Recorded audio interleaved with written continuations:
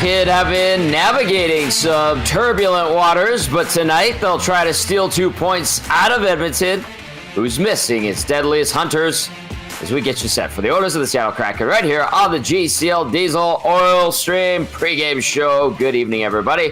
Hope you're enjoying a lovely Saturday in the Big E. Very spring-like and the best time of the year in the hockey world, in my humble opinion. Gazzola, Hernan, Salas with you. Of course, GCL Diesel, providers of the best diesel engine components around, from turbochargers to injectors, fuel pumps to sensors. They are the critical engine component experts, proud to serve Edmonton and Northern Alberta for over 50 years. Get in on the conversation. Hit us up via the text line, 780-218-9999. Get into the nasty chat as well if you're watching on YouTube. Like, share, subscribe, all that good stuff. If you're listening on iHeartRadio, TuneIn Radio, of course, EdmontonSportsTalk.com's audio player. A big thank you. And, of course, we love you for watching on YouTube. Also, Edmonton 40-24 at 5. Seattle 30-35 and 5. Game number 70. Let's bring in the Latino Heat. Hernan, Salas, Nancito. Good evening, buddy. Yo, looking good with the spectacles. You got the hair greased back. You're ready to go. It's game day. How you feeling about this one? Yeah, it's a little weird, Tom. No McDavid, no Draisaitl. It's right. This is we're going to experience life without 97 and 29, and I think it's going to make us all very grateful. Listen, we all, and I include myself in this, we get up in arms about this team when they're losing and they have bad games and all that. But like today is one of those moments where appreciate what you have because it's going to be different without 97 and 29, man. Like, and I know a lot of our listeners are similar to our age, so they know the decade of dark. They've seen some tough times and all that. So it's different. I still think this team is good. I still think they should win tonight. It's time for a lot of guys to step up that have had, bad seasons, Tommy. And this is maybe they can redeem themselves here and earn their spot going into the playoffs, because there is going to be a battle. So, yeah, definitely interesting game. I mean, Seattle's probably playing just for, jobs and pride and let's finish strong. And it's going to be tough, though. I'm intrigued to see how the Oilers respond. And I know you're going to get to lineup, so we'll wait on that. But, yeah, I mean, it's different. It feels different, Tom. Yeah, that's a good way to describe it, and understandably so. The two faces of the franchise aren't in action tonight. So up to a week is the timeline we were given by Chris Knobloch. We'll see if that actually proves to be true. I do recall, and I made this joke yesterday, when Arvidsson was initially injured, it was like, he'll be back like in a game or two. And it was 15 games later when he made his return. So we'll see, but by all accounts, Leon Draisaitl, if he needed to, could play. They're going to let him rest up his lower body injury. I'm hearing it's a hammy. And McDavid, I didn't catch wind of what it might be. I know he went for some imaging yesterday, but hopefully it's something that they just kind of like Draisaitl, just let it get better. Let's see you when you're ready to go. Let this be a test for the team tonight. There's some good players that are on this team, good veteran players, obviously. They were gutsy in that game in the third period against Winnipeg. We talked about that. And we'll see if that can carry over into a game versus Seattle, where, let's face it, the Oilers have owned Seattle since they've come in the league. Edmonton's won 8 straight. The Kraken haven't won against Edmonton and in Edmonton since early 2023. And they're just riding things out. We'll talk to Mike Benton, too, by the way, from the Kraken Audio Network, who will give us the scoop later on in the show. But I'm with you, Hernan. Yeah, it does feel different, but it's a test. Curious to see who does step up. If that whole workman, lunch pail gang type of mentality kicks in like it did in that third period, that should lead them to victory. So we'll see if that happens. Do you have a question of the night that you want to toss out there too? Yeah, it's a pretty obvious one. Make our listeners and viewers work. I want to know who you need to see step up in the absence of the two superstars of the Edmonton. I want 2 players. 2 players that need to step up for this team to have success while 27 and 97 up. So, Tom, I'll start with you. Yep. It can be goalie, defenseman, forward. If you're looking at 2 guys, who are you looking at? Okay, these are 2 guys I want them to step up. I'm expecting them to step up. And there should be more. Like, honestly, Nanso, there should be like 5 guys on this list. Yes, 100%. And you could point to them. But for me, I want to see Adam Henrique step up. Yeah. I think, he was moving his feet decently in that Winnipeg game. That's a guy I've been waiting all year long for him to start playing like he did when he came to this franchise at the end of last season at the trade deadline. So Henrique for me, and then Connor Brown. Okay. And I know Skinner had 2 goals the other night. The second one, Ehlers kind of knocked it past Hellebuck, but Skinner got a piece of it, I guess. For me, Henrique and Brown. Okay, because they were important pieces for this team in the playoffs last year. That needs to happen again.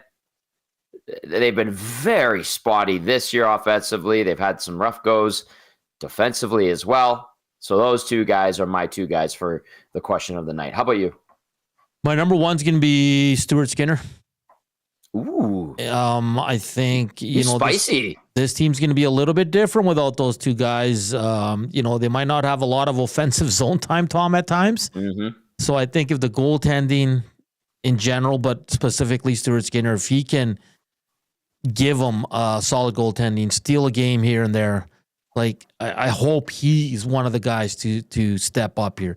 The other one, I'm with you, man. Adam Henrique. I think he's had production-wise, he's been terrible this year. You don't notice him in a lot of games, but you have lately, which is the good thing. But you need more from. He's a veteran. He's a guy that's played top 6 minutes, Tom, for the most of his career. He's played on the power play. He does it all.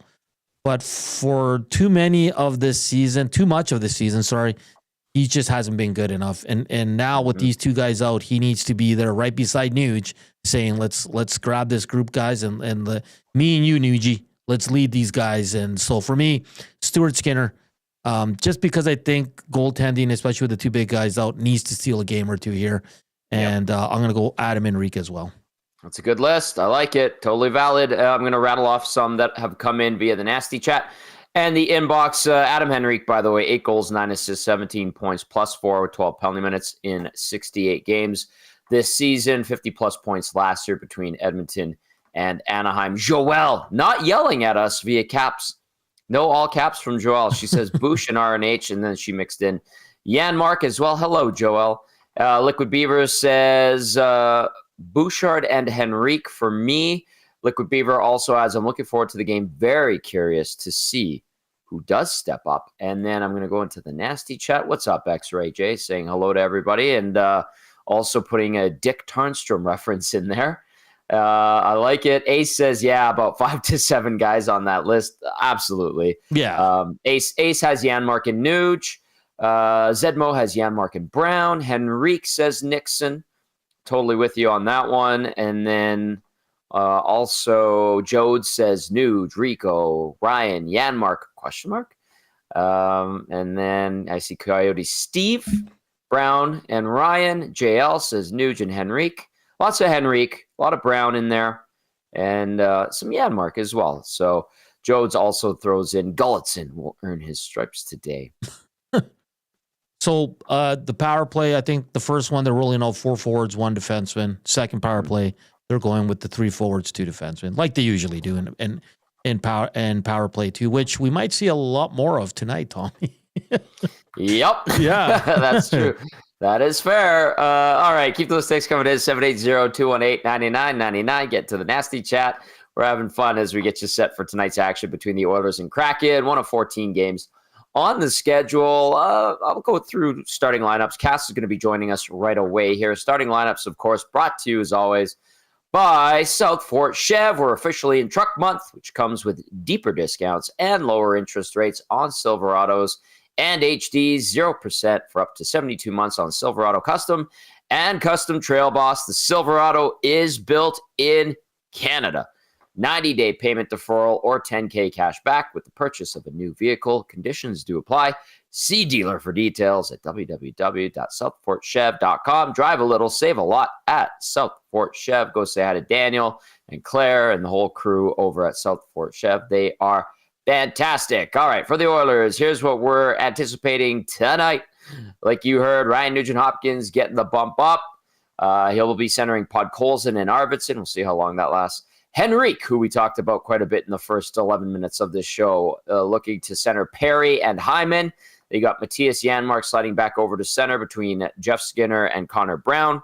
Derek Ryan making his return to action after a stint down in Bakersfield. No loss of confidence for Derek Ryan. Right, Hernan? My goodness. Did you hear that interview he had? I need that confidence in my life. Oh, baby. I think we all need that confidence. Derek Ryan is back in action. He'll center Max Jones and Kasperi Kapanen. And then on defense for the Oil, Ekholm with Bouchard, Nurse with Wallman, Kulak with Stetcher, no Ty Emberson tonight. As for the Seattle Kraken, kind of playing out the string here, this is what we're anticipating. This is how they rolled out the other night in their loss in Mini. Matty Beniers with Jaden Schwartz and Capo Caco. Jared McCann with Eli Tolvanen and Jordan Eberle. Shane Wright between Yanni Newman and it looks like Nyman. Just for those that are like, who the hell's Newman on Seattle? It looks like Nyman. That's the way it's spelled, Nyman, but he's a Newman. Oh, Newman. Burakovsky on the other side of Wright and Newman. John Hayden centering Ty Cartier and Michael Isamont. If there's any changes, we'll pass those along your way. On defense for Seattle, Vince Dunn with Adam Larson, JB Alexiak with Brandon Montour, Cale Fleury with Riker Evans. Your starting goalies for tonight. 26-year-old Stu Skinner for the Oilers. He's 23-17-4 with a 285 GAA, 896 save percentage, 2 shutouts in 47 games this year. Obviously, didn't finish that last game. Was taken out due to concussion protocol, and then Cal Pickard ended up being the goalie of record in that 4-3 OT loss. Skinner versus Seattle, 7-2, 297 or 279 GAA, 904 save percentage in the 9 games he has faced the Kraken. And then at the other end of the rink, we're anticipating 28-year-old Joey Decord to get the nod, 23-18-4, 267 goals against average, 909 save percentage, 1 shutout in 47 games this year. Decord versus the Oilers lifetime 0-5-1 record, 377 goals against average, 877 save percentage in the 7 games he has faced the Oil. That brings us to the Advantage Sports Medicine and Physiotherapy injury report. At Advantage Sports Medicine and Physiotherapy, we treat you like the pros. Our multidisciplinary team includes sports medicine physicians, along with highly skilled physiotherapists, strength and conditioning coaches, and massage therapists. If you have a nagging pain you'd like to see go away, book your consultation today at www.advantagesportsmed.ca. The Oilers' longer list of injuries right now. Leon Draisaitl, day-to-day, hammy. Connor McDavid, day-to-day lower body. John Klingberg, day-to-day undisclosed. Trent Frederick, IR ankle. Alec Regula, IR knee. And Evander Kane, who is skating with the club. That is good. LTIR, abdominal surgery, and knee surgery. As for Seattle, relatively healthy. Chandler Stevenson listed as day-to-day undisclosed injury there. All right. You can text us 780-218-9999. Get to the nasty chat. Nanso, anything else you want to point out before we bring on our game analyst, Matt Kassian? Just how the fans were up in arms when the lines came out this morning about Skinner being moved out of the top 6. But Tom, like you said, these lines, we might see a few combinations, so don't stress over that. And I think the ice time will be it's going to be kind of even, right? You're not going to see 3 guys at 20 minutes or 25 minutes. I think it's going to be even all through this lineup. So don't worry, older fans. Skinner will get his minutes, and hopefully he can continue to produce. Everything will be okay, I think. All right, let's bring in the big man, Matt Kassian, our game analyst, as we get set for Game Changers, brought to you as always by Damon Bunting. Real estate, David Bunting, consistent top-producing realtor in the greater Edmonton area for over 17 years. He's community-driven, understands what it takes to make a difference in our city, so check him out, DamonBunting.com, or visit his Instagram at Damon Bunting Real Estate. I know the Robin Hood Association is very important to the Buntings in general, and Damon as well as golf tournament. The proceeds go to that. I know there was a sledge hockey game that was happening. Was that today, Cass? Did you end up getting a chance to play? That was today. I did not end up getting a chance to play, but yes, for the Robin Hood Association in Sherwood Park, Damon Bunting had his team out at Millennium Place. They played a number of games between 9 a.m. and 4 p.m. I think Laddie Schmid was able to make it out for a little bit. I don't know if he played or not, but you had some Oilers alumni in attendance for sure, which was or is awesome. And unfortunate, I just wasn't able to make it out today. But a fantastic association, does some wonderful, wonderful things. And yes, for all the Buntings and for Damon, he's a big part of that organization, a big support. And when he does his golf tournament, it is for the Robin Hood Association, which again, is something that's always near and dear to me. My wife's sister has special needs and mental retardation and cerebral palsy. And so organizations that bring joy and support and life to that group of people is just absolutely wonderful. So absolutely love it. Love supporting that organization. And if you get a chance to do something for them, you should, as Damon Bunting does. Yep. It's always good when they've got the crew from Robin Hood Association at the golf tournament. They're always in good spirits. They cheer you up, and that's an awesome cause. And sledge hockey's tough. Ask Atif. Old Wheels plays sledge hockey, travels all around representing Edmonton, and great cause. So fantastic. That's why Damon Bunting is the best. All right, Cass, here we go. Game changers. Point number 1. I like what you did here today. The shipwrecked crew. Absolutely shipwrecked. Where are McDavid and Draisaitl? Where are they? They're gone, or the treasure is gone. Whichever way you want to look at it. Either they're shipwrecked sailors, or the treasure is just missing. You buried it, and there is no map. With McDavid and Draisaitl not showing up today, not able to play, too banged up to go. That's all we're talking about, and for good reason. Two of the best players in the world simultaneously both out of the lineup. Tommy, I can't even remember the last time both of them have been on the lineup. It's been a couple of years. If I'm not mistaken. It has been years since we have seen that. So it's going to be a little bit of a different look today. And, the team is going to react either positively or very negatively. It's either going to be,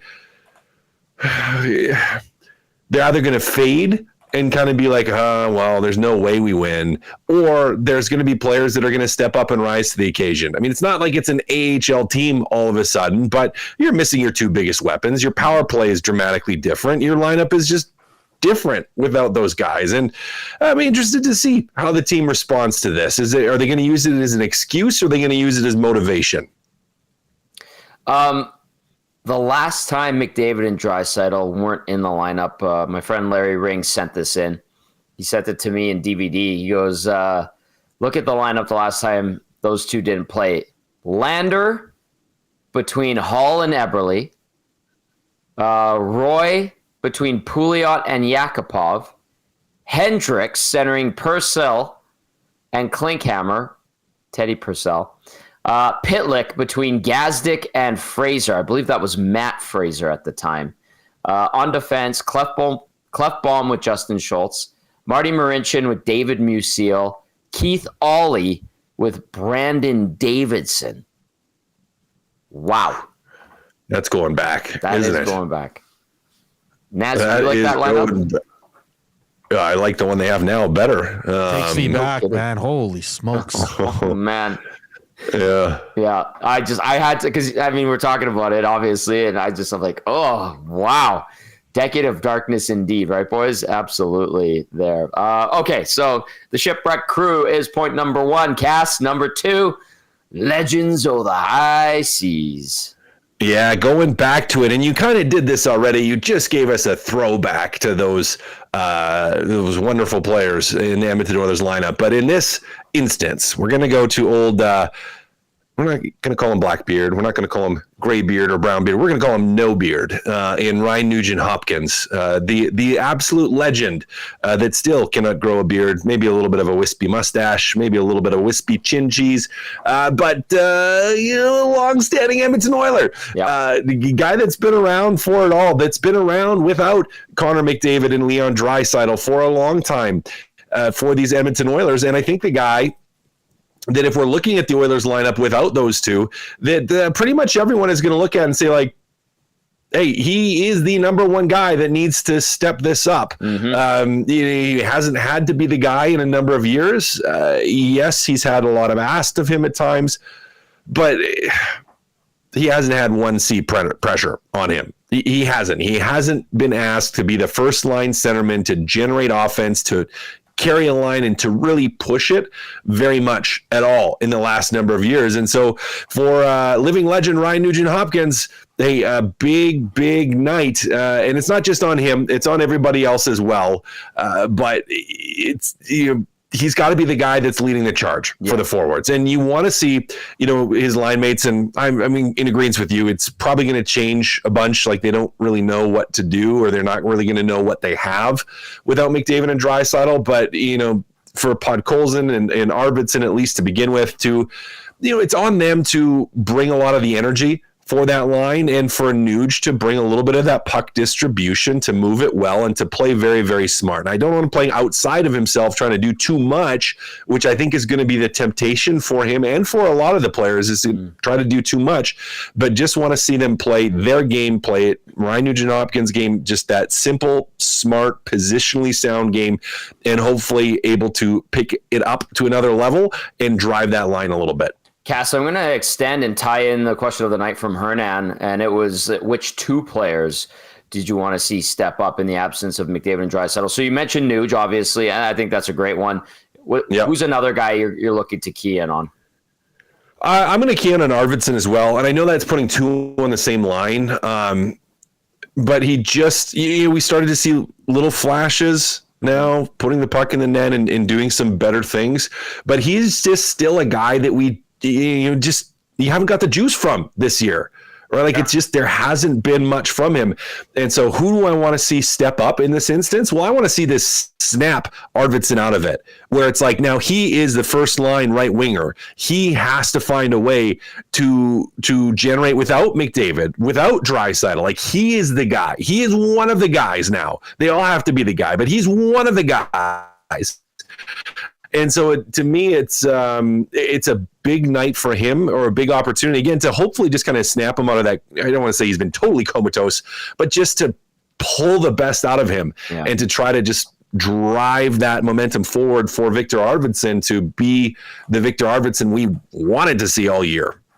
Arvidsson, what does he have? 2 goals in his last 3 games, 10 goals, 12 assists this season, +2 in the 54 games he's played. He missed 15 games with that injury that was undisclosed earlier in the season. That's a good one, Cass, and we'll see if he can continue the, let's call it semi-hot hand, because he has buried a couple in the last few games here, which is nice to see.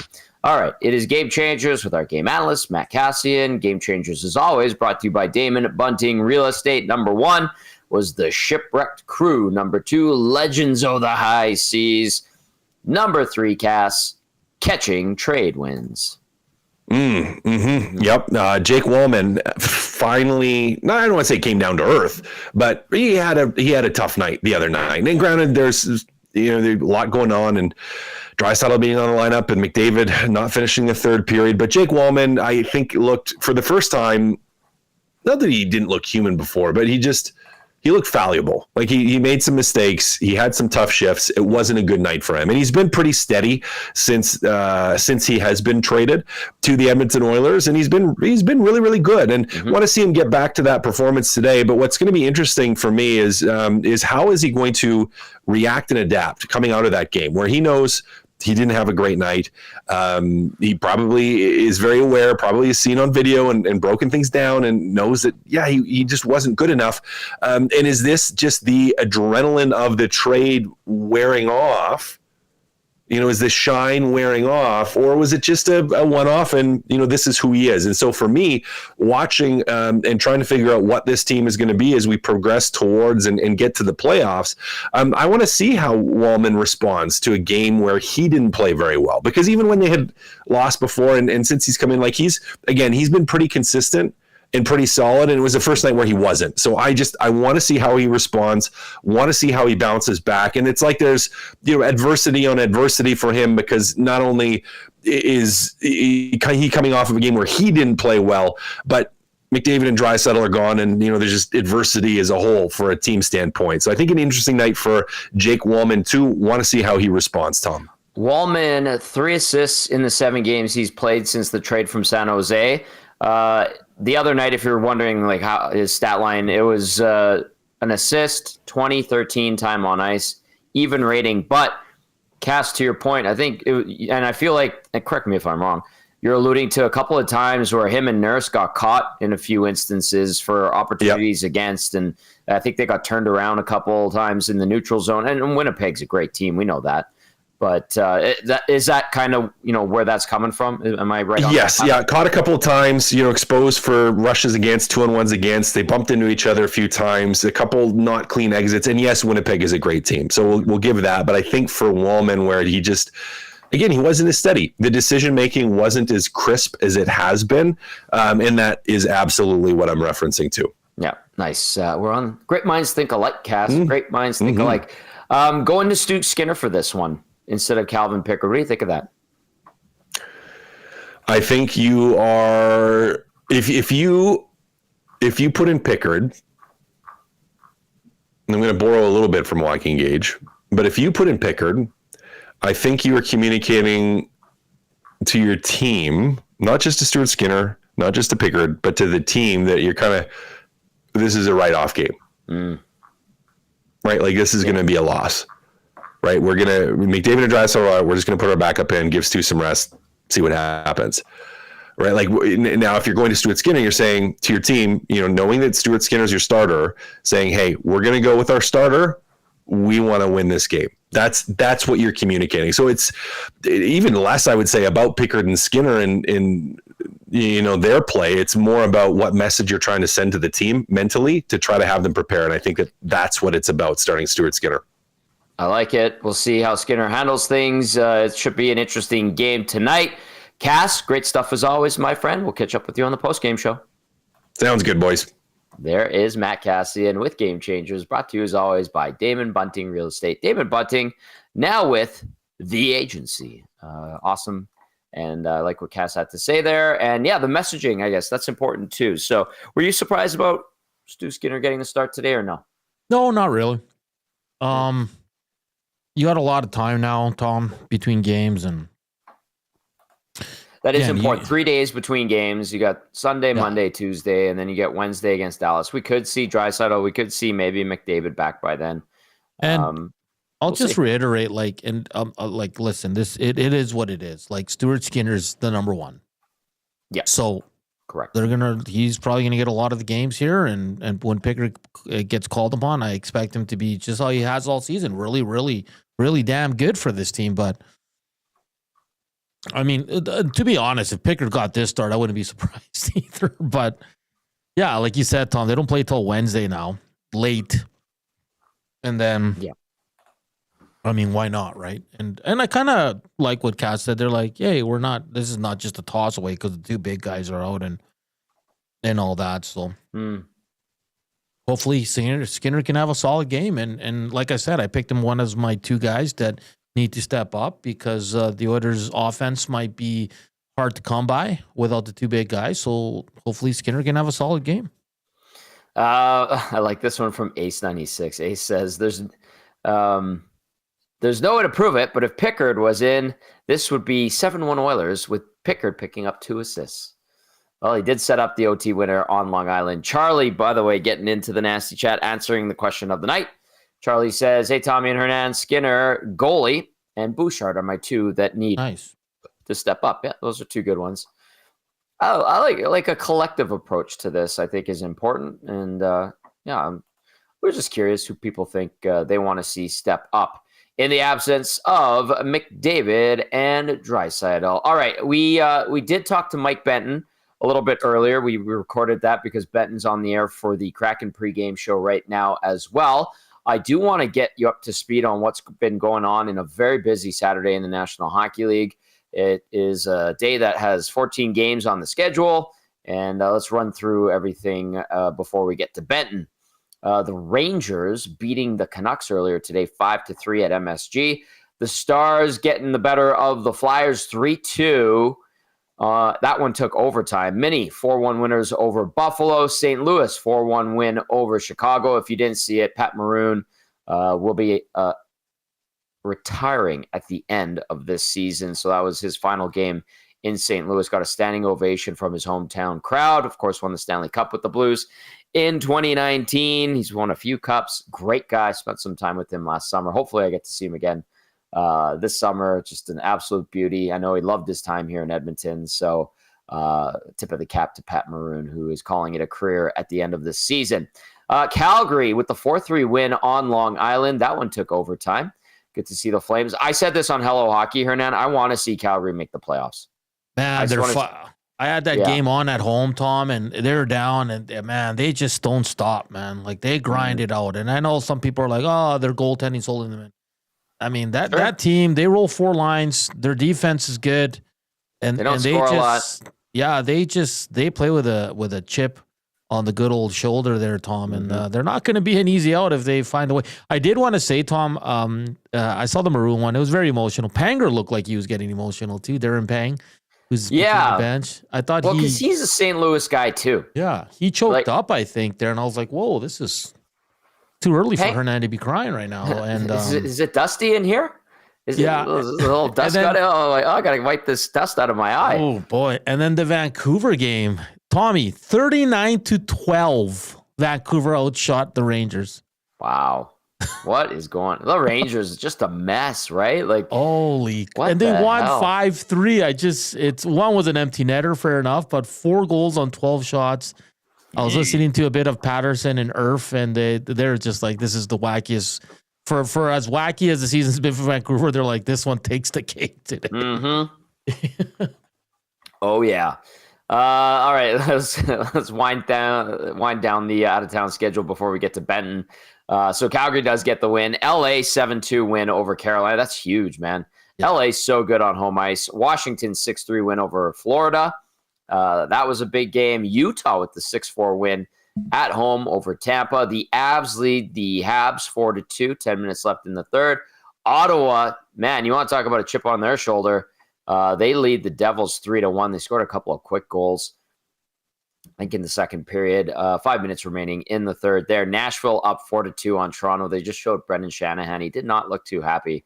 7 minutes left, just under 7 minutes left to play in Music City. And then Vegas leads Detroit 3-2. The Oilers wouldn't mind seeing the Red Wings beating the Golden Knights again like they did last week.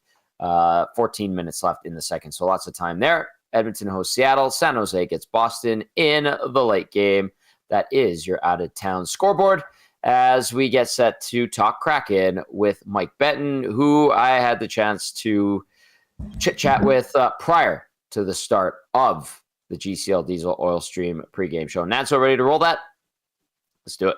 As always, pleased to be joined by Mike Benton from the Kraken Audio Network to give us the scoop on the Seattle Kraken. Mike, I know it's been a bit of a tough season. We'll go over that, obviously, but the team's performance of late, they have put together a few wins here, and I know they're kind of riding out the string, but what would you say about the Kraken's game thus far in the last couple of weeks? It has picked up since the trade deadline, Tom, and I referenced a conversation that originally Brandon Montour had with our airwaves. Right around trade deadline time, the Kraken came back, a whole changeover underway on their roster, established players moving out the door, and the pathway cleared in. But it didn't even take the end of the day for the veterans to really get inside the room, bring the whole team together, and have a players-only meeting here. And Montour said that, basically, just paraphrasing this, you guys can make whatever you want to make out of this last month of the season. A lot of the veterans were in the same mindset. Himself, Jaden Schwartz, Jordan Everly, etc., finishing this season the right way, finishing it strong, and laying down a foundation as well for next year. So, I think we're seeing some parts out of their game which are really starting to kind of, crystallize with a run this nice. Now, I mean, of course, in the grand scheme of things, it's very late in the season. They don't have that E by their name, but it is late. You can basically tell from there where they're going to be headed here in about roughly a month from now. Yeah. But yeah, there's still a lot of, I want to say, pride, a lot of personal application here for guys like Brandon Montour, who he told me in a one-on-one that, he's signed up for this thing here long-term, and he wants to make something big out of, these next few years with this organization. Jordan Eberle, there's rare a player who may have more pride in what he does for his own game and what he does for his own team. He's part of that as well. Jaden Schwartz, the list goes on and on here. So I think also in a way that you're seeing some competition internally for jobs for this next season also. Right. Yanni Newman was just called up. He's looked fantastic. Shane Wright, they can move him up, move him down, move him all around across the lineup here. He's producing. He is this team's leading scorer since November. So there's still going to be some conversation, some direction, and potentially some change as well here for this team coming up in about, a month or 2 months, depending upon where this offseason goes. So, the onus right now, a lot of the players feel this, is that they have this month here to really set their solid footing and demonstrate that they want to be here long-term and on a full-time basis. And I think that's what you're seeing from the ground up as a foundation for the kind of run that they're on in general since the trade deadline. Yeah, it's still a young organization, young franchise, has done some pretty good things. And that's one thing, Mike, that every time I talk to people either on the team, around the team, people really love what they have in Seattle and want to be a part of it. So that's good to hear. And I'm glad you brought up Jordan Eberle as well, because you're right. We're familiar with him. He started his career here, played the first 7 seasons of his career here. He had like a really obscure pelvis injury. And can you give us a little bit more detail about like how weird this one was? Because I don't think it's one that's been seen by any other NHL players before. Yeah, you're correct. So this happened about mid-November when he had an awkward collision with Connor Murphy of Chicago at a game in Seattle.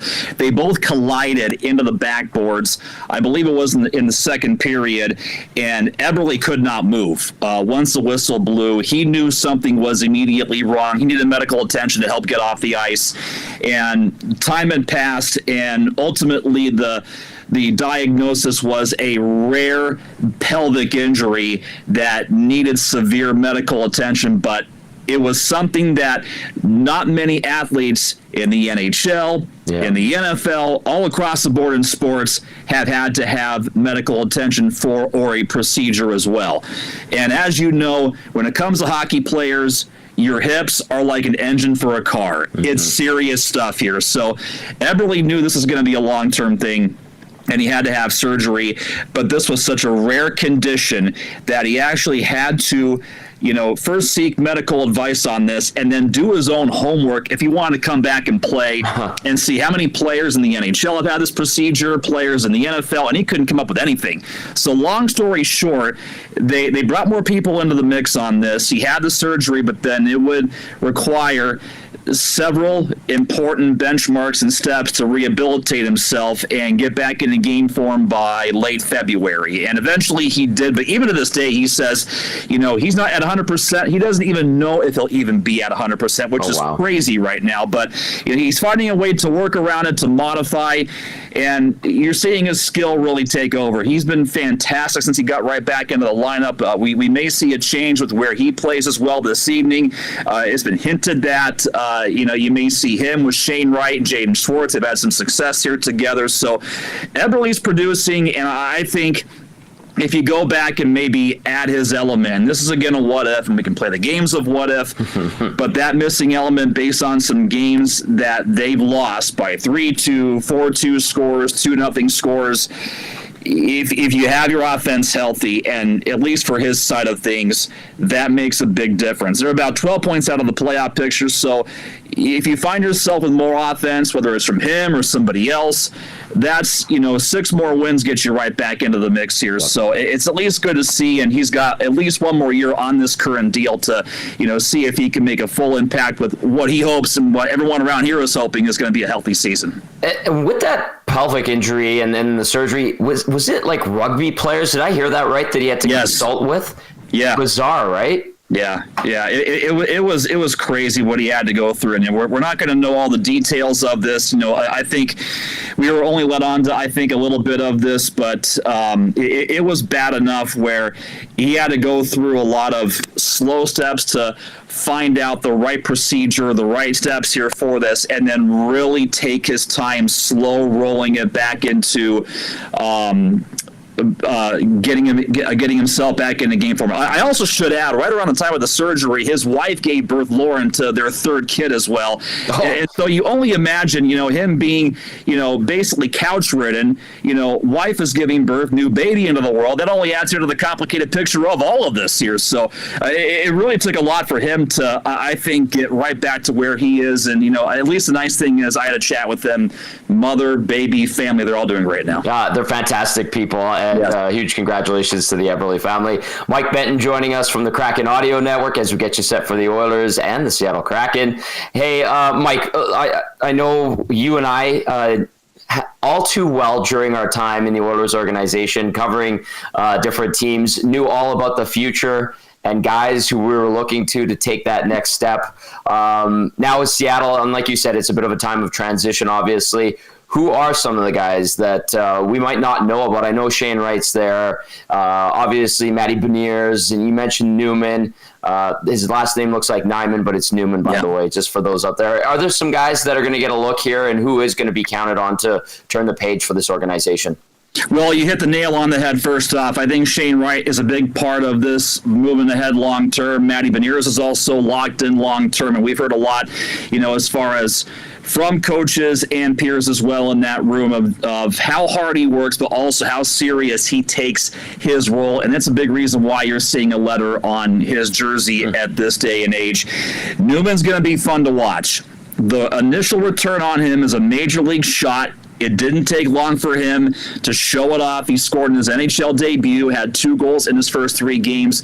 But more than that for me, it was where was he looking for his offense? He wasn't doing it outside the dots. He was going right to the front of the net. He had a hit in his first shift as well. I want to say second or third shift, took the puck. He's a left-handed shot down the right wing and lowered the shoulder right on in and made a beeline right toward the front of the net. Nice. That's been a missing element top to bottom on this team, not just in size, but the willingness to go to the front. And it's a big reason why he's already endeared himself to this fan base in just roughly a few games in.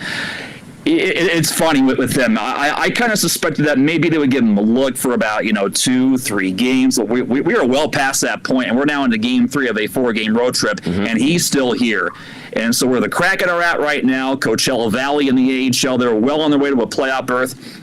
I wouldn't be surprised if he's here for the remainder of this season. Things can happen, things can change, but he's fitting in well with this lineup right now. They're giving him a lot more looks. He was already on the power play in his NHL debut. He has not been taken off that power play unit as well. He's going to be a fun one to watch. A colleague of mine who just took a recent job here from 10-1. Previously worked in the Tampa Bay market, also in the Boston area as well, too. He said, Yanni Newman is built different. And he said from what he's seen in previous players coming up in their NHL debut, there's some Nikita Kucherov in him. There's some David Pastrnak in him as well, too. Very mighty claim. Yeah. Yanni Newman, from what he has seen, has checked off every box from what this player has done to make himself fit into this lineup and to show the skills and tools that he is going to be a long-term success story here in this picture. Again, he's young. It's going to be a long frame for him. We've seen players that go through their rookie season, and now they all of a sudden hit the skids in year 2 because the league has figured them out here. But he's got the tools to be successful. I wouldn't also finally be surprised here to see Berkeley Catton a part of this picture for this next season. The returns on him, real deal in the WHL. He looked great here in training camp. There's been hints that he could be up here next year for that 9-game tryout run. There'll be his 19-year-old season as well, where he could either be here or go back to the Western Hockey League and play for the Spokane Chiefs. But he's also a guy who's got a skill set that is built differently. You can play him at center, maybe you move him as well on the wing. He's got the tools to really be a play driver for this team, their offense, and in their top 6 as well. So I think we're in this day and age now where they have to go after a top scorer. That's kind of what Ron Francis's MO is going to be here for this offseason. But there are potentially open slots that young players, if they make the right move, can jump up and grab for here for this next season. Newman, second rounder in 2022. All right, Mike, we have about a minute or so. No McDavid. No Draisaitl, no problem for the Kraken. How do you think their game plan changes? Jaden Schwartz was very careful about this earlier today, talking to the media and saying that our game plan isn't going to change. But, I mean, you take McDavid and Draisaitl out. I'm going to bring this up here in pregame coverage. It's like taking a big piece of the engine right out of the car. So I know that we're going to see RNH move up here to the top line. That will, force Chris Knobloch to maneuver differently here with how he rolls out 4 lines. And that also, I think, might change the scope of different matchups, although, Edmonton's got, the last rights here as far as 5-on-5. But who Matty Beniers faces, that's curious for me. How Dan Bilesman plays a Shane Wright line, that's a curious thing for me as well. But that's a big piece of their power play that is gone. So I know that Edmonton struggled recently here on the power play. I'm curious how that maybe affects the Kraken at 5-on-5 with, hey, you take a penalty, will it really matter here? We'll see what they can do to test themselves out with no 97, no 29, but dealing as well with, RNH, Bouchard, and a lot of moving parts. But ultimately, they have not won a game here in this building in 2 years. Yep. They know they didn't have a good start at Minnesota 3 days ago. Minnesota put this game away to bed in the first 5 minutes of the first period as well. They want to have a better start. They want to make their living at the front of the net as well. That's what that in essence is what I'm looking for, is who establishes their game quicker and their presence in between the dots. The big key for me tonight. The Kraken looking for their first win against the Oilers since January 3rd, 2023. Like Mike alluded to, Benton, you are the man. Thank you so much for hopping on today. We appreciate you. And I guess we're doing this again in about a week, aren't we? Anytime. I'm here for you. You're the man, Tommy. Thanks, Mike. There you go. There's Mike Benton from the Kraken Audio Network. Great stuff from him. Good to catch up with him. He was with the Stockton Thunder, Hernan, the play-by-play voice and communications guy for Stockton when they were the Oilers and Sharks ECHL affiliate. That's unreal. He's such a good dude. It's funny because he got into like our system before you did. So, hey, it's Hernan here. I'm the producer / co-host. Hello. And he couldn't see me, so he's probably like, what the hell's going on? Where's Tom? Tom, are you there? I was putting my tie on. That's what was happening. Oh, Jimbo in the nasty chat. I was getting my tie on. Jimbo says, Mike Benton, big car engine guy. Yeah, I think he made a couple of Might be an F1 guy, Tommy. Tommy, man, you got to set your teams, buddy. I did set my team. You're currently in last and second last. Don't like seeing that. I had my team set. Did I, you have to do it every week or what? You can if you want. You make changes. I told Joaquin I did not want to do this league, and I'm proving it. Okay, really quickly, the Habs were down 4-1 to the Avalanche, and they've tied it. And there's a couple minutes left in the third period, but Nathan McKinnon with the rush. Tommy, can you imagine only... if Montreal, Ottawa make it, only one Canadian team will be out of the playoffs, eh? Well, I mean, Calgary would have to catch St. Louis. They do have 2 games in hand on the Blues. The Blues have won 5 in a row. Yeah. The Flames do have a 3-game heater going, but the Golden Knights, by the way, they're cruising now 5-2 midway through the second. Tomas Hertl has a hat trick. Just a quick out of town scoreboard update for you.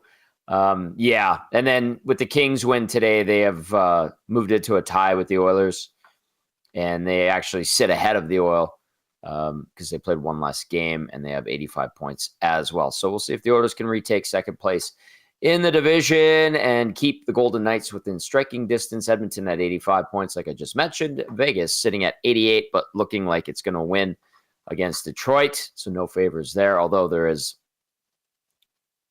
28 minutes left in that game. All right, Nan. So we got some texts to get to. I'll rattle a few off, and then we'll get to some final thoughts. It's the Oilers and the Seattle Kraken. Mike in Thunder Bay chiming in says, the best part of Skinner starting is that means Stuart Skinner is playing, which means win or lose, people are going to complain about Stuart Skinner. Therefore, we're going to get to hear Hernan bring the heat on the post-game show. Always great entertainment. I think regardless of what happens, like, let's just say things don't go well. Like, I don't think I can bring the heat on this squad right now. You know, No. well, they're missing their two best players. It's a little tough to be harsh on them, right? If they play so poorly tonight, then if it's 7-1, Tom, then yeah, you know what I mean. But in my old age, my heart is getting tender, so I kind of feel for these guys today. So you're becoming a softie, are you? a little bit. Yeah, a little bit. All right, I will get to a couple more texts, but I'll just reread the lines to you. We have the formal lines in from both teams. They were sent to us just now. Nugent Hopkins between Podkolzin and Arvidsson, Henrique with Perry and Hyman, Janmark with Skinner, Jeff, and Brown, Connor. On the third line, Derek Ryan returns to action with Max Jones and Kasperi Kapanen. On defense, Ekholm with Bouchard, Nurse with Wallman.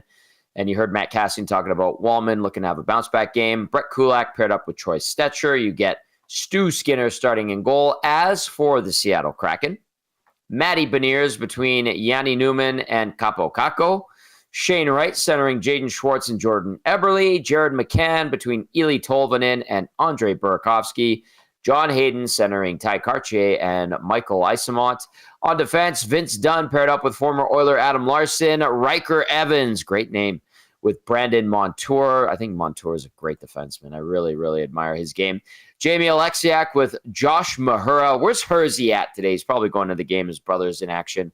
And then Joey Decord does indeed get the start in goal. So there's your starting lineups. And then I'll rattle off a couple more texts. Bookkeeper Bill, I'll throw this at you, Hernan. Bookkeeper Bill out of Ottawa says, do you think having Wallman could lead to a Bouchard trade this summer? What would you say? Sure. I never say never, right? But I mean, it's highly unlikely. But I mean, Wallman has been kind of he's been good outside of last game. But I don't think the Oilers brass is looking at it that way, Tom. Like it would have to be something contract related. Talks are off. They're not getting along. A lot has to happen for that to happen. So never say never, but I'd give it a really slim chance. Agreed. I know they like Bouchard. I know he's a part of the core. He's really well liked. And he's not having a great season defensively, but maybe when they get this contract done, he just bounces back, plays better. And we'll see. I mean, he's had a couple of games where you're like, okay, well, you've minimized some of the mistakes. Maybe he makes a late charge in the stretch drive where his game improves, and he's looking better like he did late last year and, of course, the year prior, and he was solid in the playoffs. You hope to see that Evan Bouchard show up again. I don't think so, though. Bookkeeper Bill, I don't think we're going to see an Evan Bouchard trade, but like Hernan said, never say never. Let's go to Scalding Gord. He says, hey, the Kraken have never had a McDavid or Draisaitl, so suck it up, Oilers. Edmonton wins 6-4. No matter Stuart Skinner plays, I guarantee he'll make more saves than Jeff Skinner. Yes. And then Joel says Nashville is kicking Toronto in the sensitive male area. Toronto is going to lose. A woohoo. And then the Montreal Canadiens, by the way, are getting a standing ovation from the Bell Center faithful because they did force overtime against Colorado. They were down 4-1, so they rallied back, and Habs looking to keep those playoff hopes alive. They're currently sitting in wild card 2 in the Eastern Conference, and they just picked up a point, so they're 1 up on the Rangers, 2 up on the Islanders. Maybe they get that second point, them in Ottawa in wild card 1 and wild card 2 as of right now, which is fantastic. I would love to see all those teams, the Canadian teams out east, in the postseason. And I would also like to see as many Canadian teams out west in the postseason. We'll get the Oilers, yes. We'll get the Jets, obviously. And then maybe Calgary sneaks in there. We'll see what happens with Vancouver. I'd rather see Calgary. The Blues, though, are on fire. Minnesota's playing better. Very, very interesting. And, oh, by the way, we have a race heating up in the Pacific Division. So it's going to be a lot of fun. Nanso, final thoughts from you? Yeah, it's I don't know what the proper word I'm looking for here. I'm intrigued to see this team tonight. I truly am. To see who steps up, who comes to play, and who kind of fades off, and with this grand opportunity that a lot of the forwards are getting. So looking forward to it, Tom. We'll see what happens in about 3 hours. Yeah, it'll be interesting. Let's see who steps up. I'm looking at Henrique. I'm looking at Brown. You had who? Enrique and Stuart Skinner. All right, let's see if those guys can step it up. No McDavid, no Draisaitl. Oil looking for a win to get back in the win column after losing in overtime to the Jets. We'll see if they can get it done against a Kraken team riding out the rest of the season. No playoffs for Seattle this year. A big thank you to Mike Benton from the Kraken Audio Network for giving us the scoop on the Seattle Kraken. And then a huge thank you to everybody who listened tonight, maybe on your way to the game. Whoever watched as well, we appreciate you so very much. And for Matty Kassian and the Latino Heat, Hernan, Salas, I'm Tom Gazzola saying enjoy the Oilers and the Kraken. We'll see you on the postgame show.